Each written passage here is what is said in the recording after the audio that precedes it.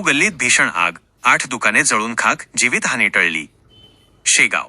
खामगाव शेगाव रोडवरील वाटिका चौकात खाऊ गल्ली म्हणून प्रसिद्ध असलेल्या खाऊ चौपाटीवर एप्रिल 22 रोजी सायंकाळी 5 वाजण्याच्या सुमारास दुकानात लागलेले बॅनर डाळ शिजत असलेल्या गॅसवर पडून आग लागली. या आगीमध्ये 8 दुकाने जळून खाक झाली. सुदैवाने या घटनेत कोणतीही जीवितहानी झाली नाही. मिळालेल्या माहितीनुसार चौपाटीवरील एका दुकानात गॅस भट्टीवर तळण सुरू असताना मागे लागलेले बॅनर गॅसवर पडून आग लागली.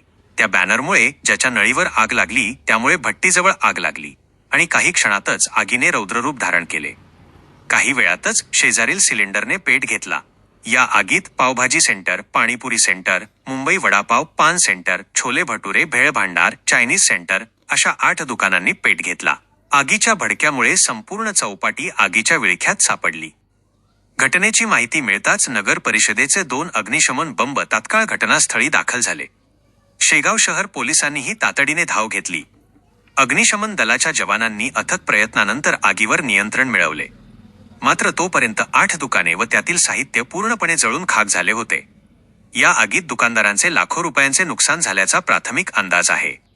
घटनास्थळी नागरिकांनी मोठी गर्दी केली होती. पोलिसांनी गर्दीला पांगवून वाहतूक सुरळीत केली. सुदैवाने सायंकाळची वेळ असूनही मोठी गर्दी नसल्याने जीवितहानी टळली.